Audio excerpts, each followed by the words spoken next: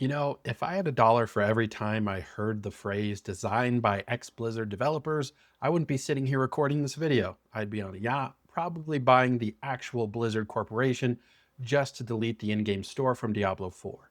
In 2010, that phrase ex-Blizzard was a badge of honor. It meant polish. It meant quality. It meant you were about to lose 3 to 5 years of your life to a game that was essentially digital crack. But in 2026, it sounds like a warning label. It's like buying a used car that has a sticker on the back that says previously owned by a stunt driver. The engine is probably good, but the suspension is definitely shot. But here we are again. A new challenger has entered the arena. It's called Eldegarde. Eldegarde? Now, if that name sounds generic to you, that's because it's Elgard. Sounds like a scented candle you buy at Target during the holidays. But you might actually know this game by its previous name, Legacy, Steel, and Sorcery.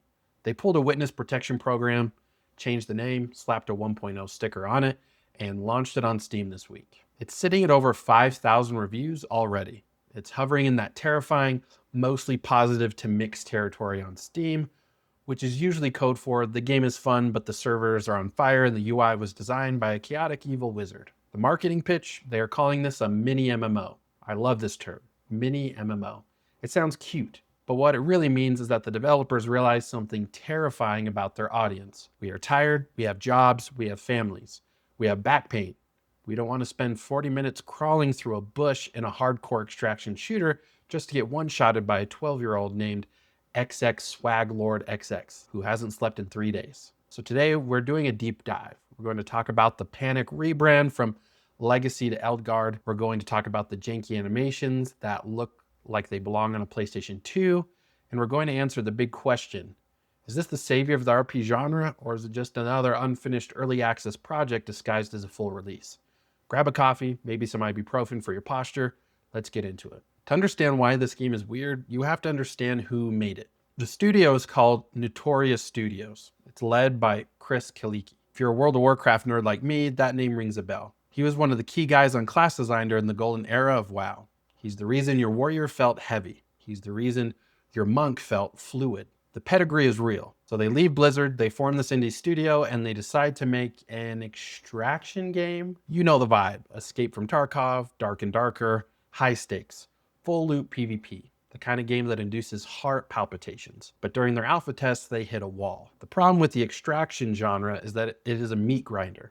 It requires you to play it like a second job. You take a weekend off to, I don't know, touch grass or speak to your children. You come back on Monday and everyone else is in full plate armor while you're still wearing a burlap sack and holding a rusty spoon. The player count in the alpha plummeted. The game was effectively dying before it even launched. So Notorious did something that very few studios have the guts to do. They didn't double down. They didn't blame the players for playing it wrong. They looked at the data and said, okay, nobody wants to get ganked while they're just trying to mine copper ore. So they pivoted. They rebranded to Elgard, and they added the adventure mode. This is the game changer. It is a dedicated PvE mode, a safe space, a dad mode, if you will. You can now go into the world, fight monsters, level up, craft furniture for your house, and extract with your loot without the threat of another player stabbing you in the back. Hardcore players are screaming on Reddit right now. They're calling it Care Bear mode. They're saying it ruins the economy, but I call it, I have a 9-to-5 job and I just want to hit a goblin with a hammer mode. And apparently I'm not alone, because the player count spiked immediately after this change. They realized that the MMO part of the game isn't about griefing people, it's about progression. And Mini-MMO is their way of saying, hey, come play our game. We promise to respect your time. But does it actually work? So how does it actually feel to play? Imagine if World of Warcraft and Escape from Tarkov got drunk at a bar, had a one-night stand, and 9 months later, Elgard popped out. But maybe they dropped the baby on its head just a little bit. The combat is the star of the show here. And this is where that ex-Blizzard DNA really shines through. It's not quite action combat like Dark Souls, but it's not passive tab targeting like modern WoW. It's this weird hybrid. You have to aim your swings. You have to physically raise your shield to block. If you swing a mace, it feels heavy. If you cast a fireball, it has travel time. The classes feel distinct. I've been playing the new Paladin class they dropped for launch, and let me tell you, it is the ultimate power fantasy. You are a walking tank. You have a skill that literally just creates a zone of no around you. But unlike a traditional MMO where you have 30 buttons and you're playing the piano on your keyboard, Here you have a limited loadout. You pick a few skills, you pick your weapon, and you go. The loop is simple. 1, you start in the lodge, which is your base. 2, you gear up. Maybe you cook up some food.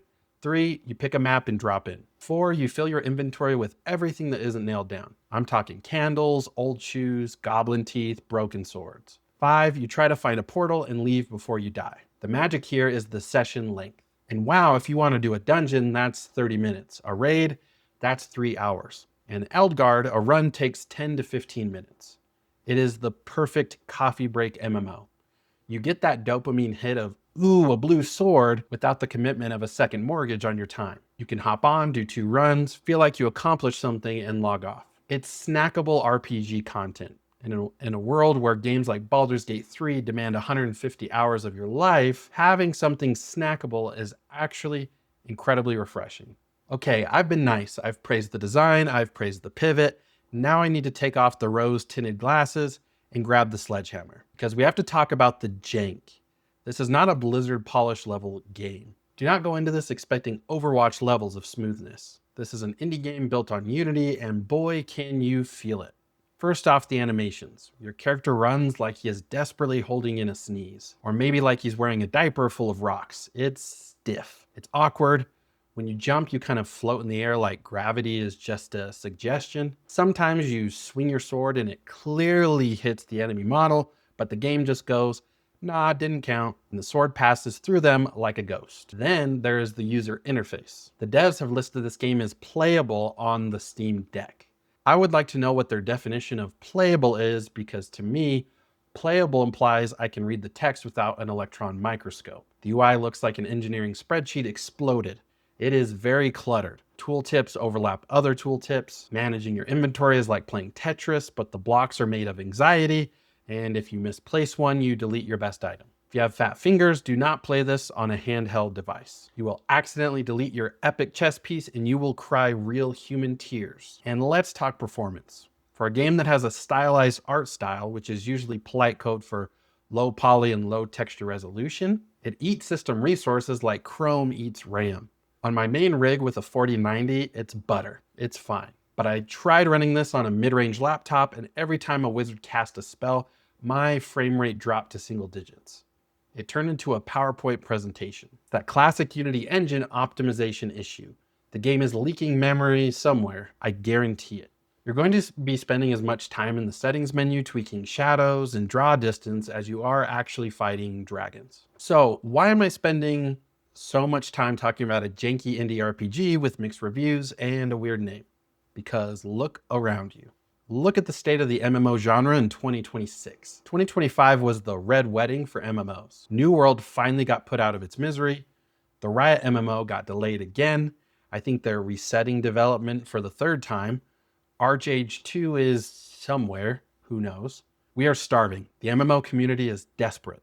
We are currently stuck in a world where our only options are 20-year-old games like World of Warcraft and Final Fantasy XIV, or Korean grindfests that want your credit card number and your firstborn child. Eldegarde represents a new path, the AA MMO. It's not trying to be everything to everyone. It's not trying to be the WoW killer. It knows it can't compete with $1 billion budget. So instead, it's focusing on a specific niche. It's a game where you kill stuff, get loot, and get out. By pivoting to the mini-MMO concept, Notorious Studios admitted that the era of the lifestyle game is dying.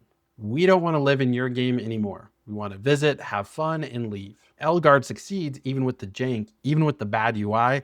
It proves that there is a market for smaller, respectful, session-based RPGs.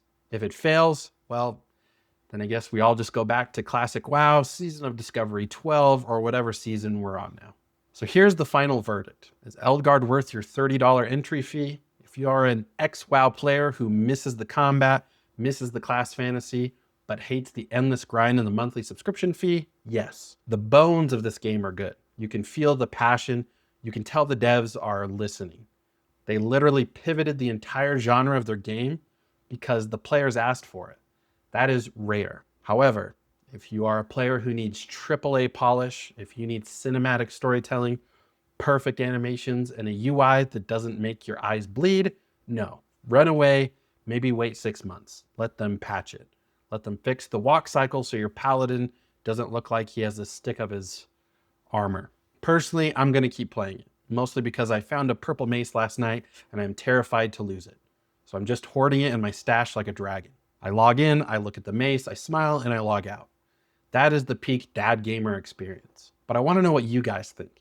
Does the term mini-MMO sound appealing to you, or does it just sound like marketing nonsense for small game? Do you miss the days of the 40-man raid, or are you just happy to do a 15-minute dungeon and go to bed? Let me know in the comments down below. I read all of them, mostly to roast you, but I do read them. If you like this breakdown, slap the like button, subscribe if you're new. I cover the games the industry is scared to talk about. Take care of yourselves, watch your posture, and don't let the grind break you. And I'll see you in the next one. Peace.